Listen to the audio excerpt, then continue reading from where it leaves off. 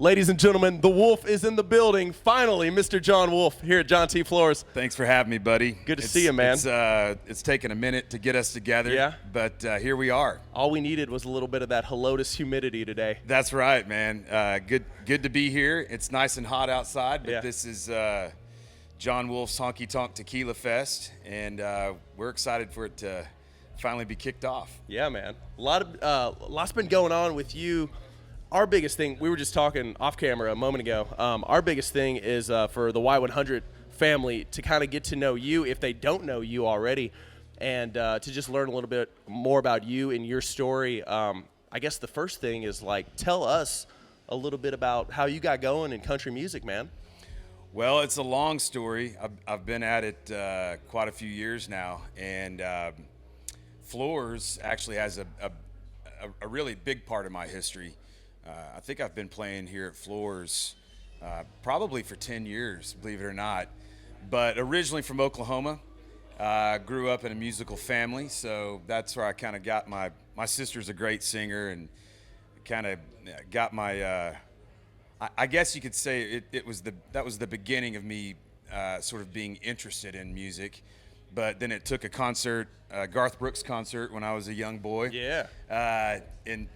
In Tulsa at Driller Stadium. Saw this Garth Brooks show, and I thought, man, this is what I want to do. And so, I kind of still went the route of, got out of school, went to college in Colorado, but eventually when I got out of school, I started playing beer joints and honky tonks and moved down here to the Houston area originally. You live in Austin now. Yeah. So, and actually, my wife and I just moved to New Braunfels. So we're literally, hey, congratulations. We're right down the. I'm gonna hit you up for Worst Fest, man. Okay, come on. We got to go. Have you been before? I have. Okay. I've been to Worst Fest, and believe it or not, we live right by Worst Fest now. Great. I don't know if that's a good thing or a bad thing, but I'm gonna come park the Jeep in your driveway then. I'm noticing a lot of people are driving around in golf carts in New Braunfels. Yeah, that's a big thing. Let's get us a golf cart and go hit up Worst Fest together. I like that. All right, we got it. I think you can still get pulled over in the golf cart though. You might be able to. Oh my goodness. Well, everybody's there in New Braunfels too, man. You got Randy, Wade. I always run into Fowler at Worst Fest like every year, never fails. Oh yeah. So, Randy lives right down the road from us. So Austin is a great city for us. We lived there for a long time, but need a little more space. So we decided we found a good place with some land, and so kind of got out of the big city. Well, you're in the right place, I feel like, right now, because we got a lot of great folks that live in our area. That's right. So you're doing it right. You've kind of relocated. Yeah. Music is going well. You're here now, man, here at Floors. Talk about the tequila a little bit, too, because I think a lot of people, if they don't know you from music, they know about Juan Lobo Tequila. Right. How did that get started? Well, as I mentioned, I did go to college, Colorado State University, and believe it or not, I showed up to my classes most of the time and majored in business. So I always wanted to do something in addition to country music that is kind of back in the traditional business world. Mm-hmm. So that was a passion of mine. That was something I wanted to do, but that kind of had to come together with a passion. So I started drinking tequila probably, I guess 8 to 10 years ago, and discovered 100% blue agave tequila, which the 100% blue agave tequila market is what you see for the most part nowadays. Yeah. Right. Yeah. So this isn't the type of tequila that. It's the good stuff. It's the good stuff. Yeah. So I learned a lot about 100% blue agave tequila, decided to put that together with my nickname, Juan Lobo, and utilize my business degree a little bit and put this company together. So Juan Lobo now has been launched. It's been on the market for 3 years. Okay. Of course, these tequila festivals is something that we started back in 2018. Kevin Fowler did the first one with me. Nice. And we had a few years of cancellations due to the pandemic and COVID, but I think I remember around the time when it was just getting going and I was hearing about it.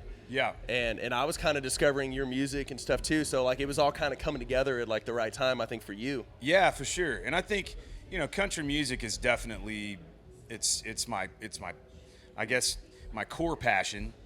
But tequila is just really, it's a lot of fun. It's a great industry. It takes a long time to grow a brand. So we're not everywhere yet, you know. It can take. You're in Texas, man. We're in Texas. We're in Texas, and it's great Better tequila. than some of the California crap that they're bussing in and trying to get people to buy. And That's something. right. No, we don't want none of that. That's right. So, JuanLoboTequila.com is our website, and there's a store finder there. There's recipes, all kinds of good stuff, but it's just a lot of fun to. And I've found with our fans, you know, we've done a lot of these shows where we integrate tequila tastings, and you know, it's one thing to come and see a show and have a great time, but it's another thing to get together, you know, with your favorite artist, Jon Wolfe, and talk about something other than music too. Yeah. So it's been a lot of fun to integrate it into our touring. To be a fan of tequila and then be able to shoot some down. And I believe, correct me if I'm wrong, you probably know this for a fact, but I believe tequila is the #1 spirit in Texas. It is. Okay. And as a matter of fact, the tequila industry has grown a lot in the past 5 to 10 years, and they're projecting it on a global level to overtake even vodka at some point. Wow. So a lot of people are drinking tequila, especially the Blanco tequilas. It's really clean drinking as long as it's 100% blue agave, no added sugars, no additives. No additives. That's important. Yep, got to check out and make sure what you're drinking. But it's great for folks that are trying to stay in shape and it's, believe it or not, now you can always drink enough alcohol to have a hangover. Yeah. But if you drink good, clean tequila, you got a better chance of feeling okay the next day. Okay. So Well, we'll see how that goes. Okay. Yeah. So far, so good.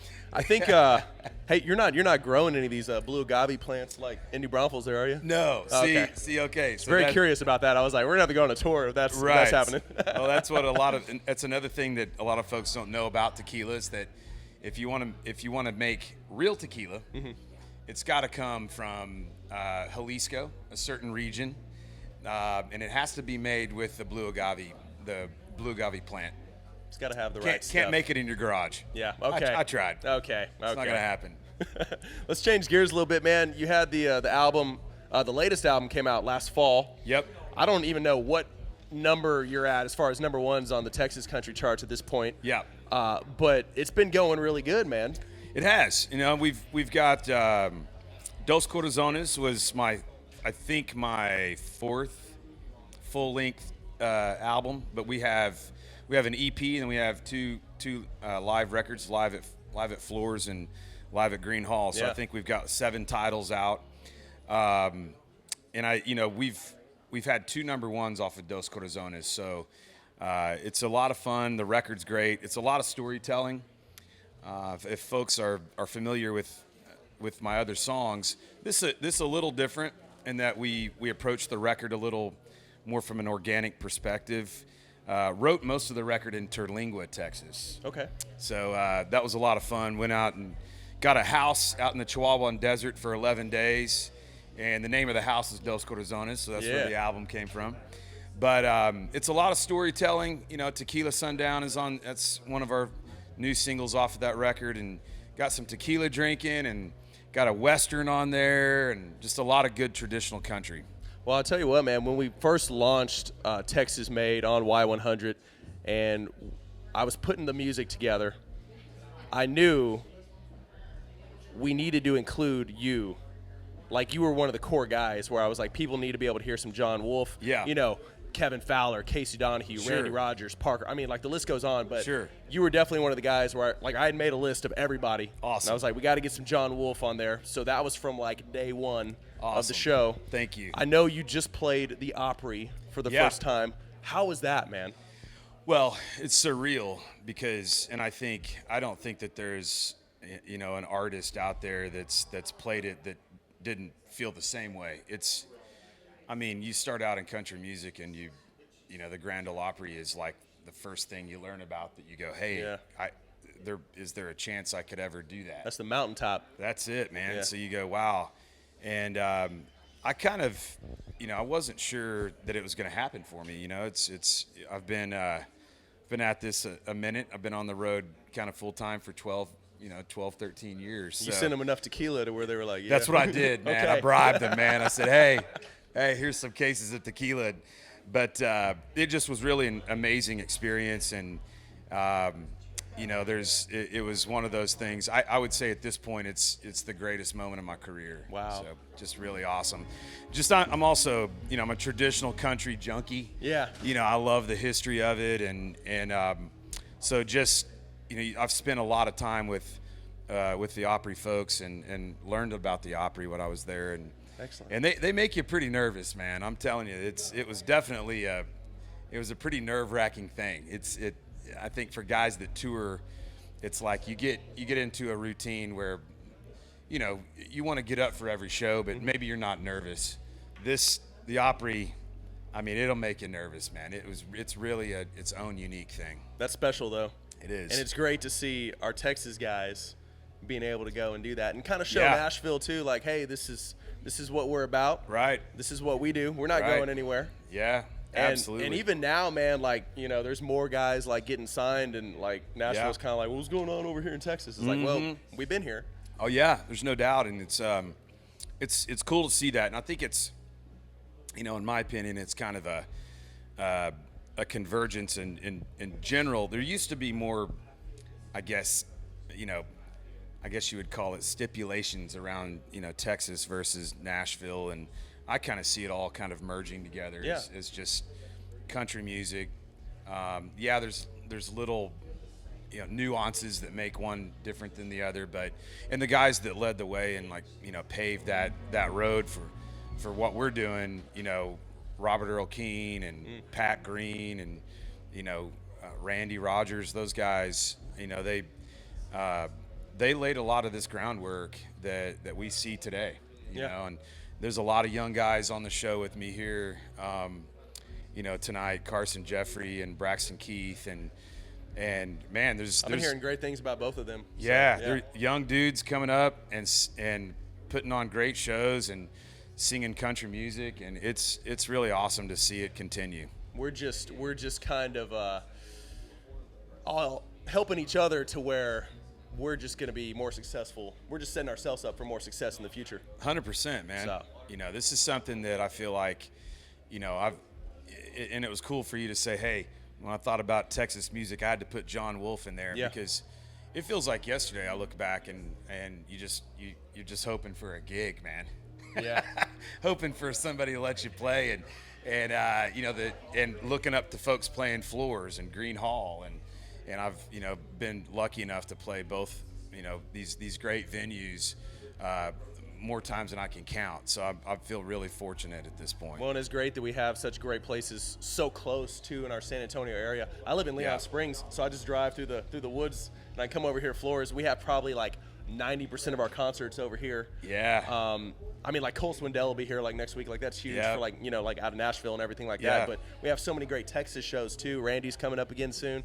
I mean, obviously you're here tonight. This was one that I had on my calendar. I was like, I'm not going anywhere. Love it, I'm going dude. to Floors that night, and then Love it. you're right down the road from Green Hall too. Heck yeah. So yeah, doesn't get much better, man. You can definitely get spoiled if you're a country music fan, listener, country music junkie. Yeah. If you live in this area, there's something going on every week, it seems like. I love it. Yeah. What's coming up for you later in the year? New music? Any big plans? Anything with the family you got going on? Yeah, well, as I mentioned, my wife and I relocated to New Braunfels, and we're building a new house. Okay. So you and I talked. We have the little rental close to Wurstfest. Okay, So we've got to get our golf cart ready. Yes. Do you want to start working on that, or do you want me to start working on it? I can make some calls, man. I know some people that know some people about all that. We're probably might need one wrapped with Juan Lobo tequila. Okay. Yeah. Now we're talking. But yeah, we're building a house, and so we're excited about that. We both love the holidays. A lot of great stuff happening with Juan Lobo tequila. We've got a new single coming out as well, and I think it's already been I think it's been decided. Okay. Maybe I might get in trouble for saying this, Let's but get in trouble. we have a new single called "Beers We Ain't Drank Yet" coming out. It's on the album. It's on the album, yeah. So we're gonna work on some new music as well, and so just it's hard to believe that we're going into Q4 already. Yeah. Like fourth this quarter. year is almost. I know it. Yeah. Yeah. So we're excited. Lots of great touring as well. We have a lot of dates on the books. Very nice. I saw that too. Like you're all over the place, man. Arizona and California and like Utah and all these like places. It's not just Texas. Yeah. Other people get a kick out of this cowboy stuff we're doing over here, man. Right. Well, it's not a cowboy thing. It's a Texas thing. Yeah. And if it's a cowboy thing too, then that's just even better. It's crazy how, I mean, we tour out of state a lot, you know, and we just did a big run through Boise, Idaho, and we were in Salt Lake. We were in where else were we? Reno and Sacramento, and ended up in Washington, Portland. Yeah. And man, you know, it's one of these things where you show up and you might think, man, nobody knows me here. With this, you know, where the heck are we?